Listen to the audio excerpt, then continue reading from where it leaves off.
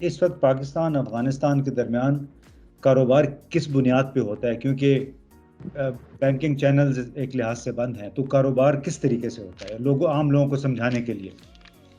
Basically یہ ہے کہ جو پاکستان گورنمنٹ ہے، افغانستان جب سے طالبان آئے ہیں، اسٹیٹ بینک آف افغانستان کی کوئی بھی ٹرم ان کنڈیشن امپورٹ اور ایکسپورٹ کے لیے نہیں ہے.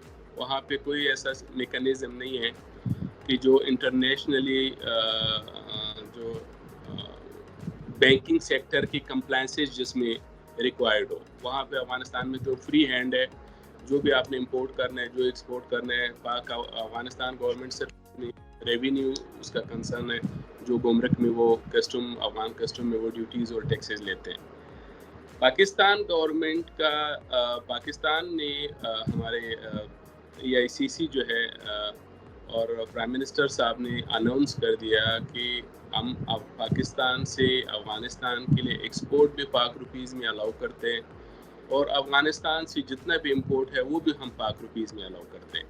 اور EIF کا اور بینک کا جو انوالومنٹ ہے، ای فارم جو ایکسپورٹ کے لیے ریکوائرڈ ہوتا ہے، ایکسپورٹ فارم اور امپورٹ فارم جو بینک سے لینا پڑتا تھا، وہ کنڈیشن ختم ہو گیا.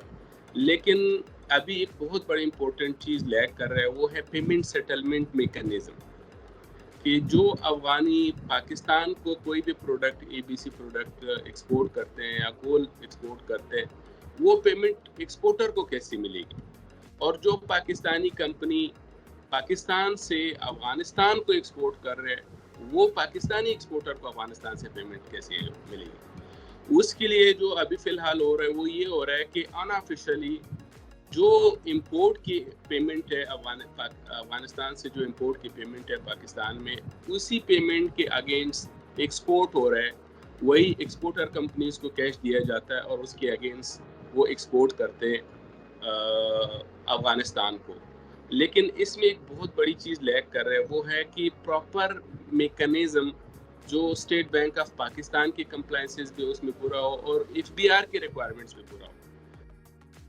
ہم نے بارٹر ٹریڈ میکانزم پہ کئی میٹنگز کر لیا اور کافی حد تک افغان گورنمنٹ نے ایگری کر دیا، اور پھر انہوں نے ایک کمیٹی بنایا جس میں سارے چیمبرز افغانستان کے اس کے ریپریزنٹیٹیو موجود تھے. اور ہم پاکستان پہ آ کے بھی کئی بار ہم نے میٹنگ کیا، لیکن انفارچونیٹلی پاکستان کے کچھ چیمبر اس سے ڈس ایگری کر رہے، جو اسپیشلی وہ چیمبر جو بارڈر پہ ہے یا جو مین اسٹیک ہولڈر جس کو ہم کہہ سکتے ہیں.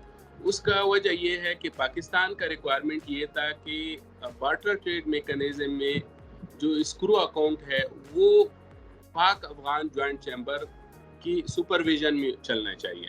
اور اس پہ جو مین اسٹیک ہولڈر ہے وہ اس لیے ڈس ایگری کر رہے، وہ کہتے ہیں کہ ہم اپنے پیمنٹ کیوں کسی اور کے حوالے کریں، یا ہم کیوں اپنے پیمنٹ اس میں پیمنٹ ڈیلے بھی ہوگا، پیمنٹ سیٹلمنٹ میں وہ ہمارے ٹوٹل سسٹم ڈسٹرب ہو جائے گا. اس کے لیے ہمارا ریکمنڈیشن یہ تھا کہ جو کمپنی امپورٹ اور ایکسپورٹ دونوں کر رہے ہیں، چاہے وہ افغانی کمپنی ہو یا پاکستانی کمپنی، وہ خود امپورٹ کی پیمنٹ ایکسپورٹ میں سیٹ کریں اور اپنا ڈیٹا جو ہے اپنا ریکارڈ اسٹیٹ بینک کو بھی دے اور FBR کو بھی دے. اور جو SMEs ہیں، اسمال اور میڈیم جو انٹرپرائزز ہے، وہ اس کے لیے اسکرو اکاؤنٹ بنے، اور وہ اسکرو اکاؤنٹ انہی لوگوں کو لائسنس ایشو کرنی چاہیے جو آلریڈی یہی کام کر رہے ہیں انآفیشلی.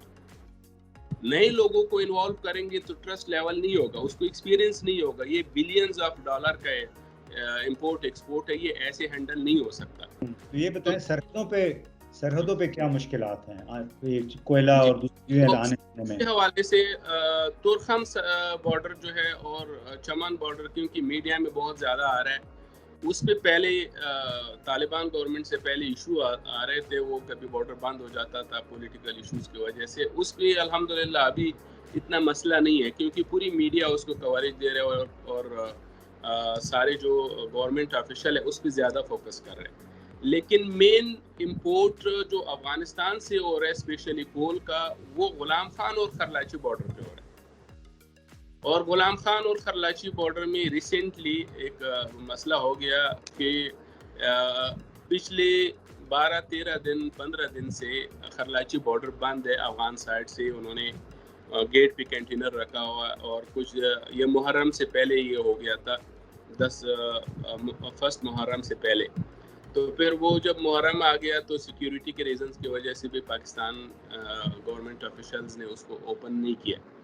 ابھی 10 محرم بھی گزر گیا. پاکستان والا سائڈ وہ ایگری ہے کہ وہ دوبارہ بزنس کے لیے اوپن ہو جائے, لیکن افغانستان سائڈ ابھی ایگری نہیں ہے. ہم اپنے چیمبر کے ذریعے ہم نے کامرس منسٹری کئی بار اپروچ بھی کیا, لیکن انفارچونیٹلی ابھی تک وہ بند ہے. اور ہزاروں کی تعداد میں وہاں پہ ٹرک کھڑے ہیں جس کو ڈیمریج پڑ رہا ہے, اور یہ جو مال پاکستانی انڈسٹری کو سپلائی آ رہا ہے وہ ڈیلے ہو رہا ہے.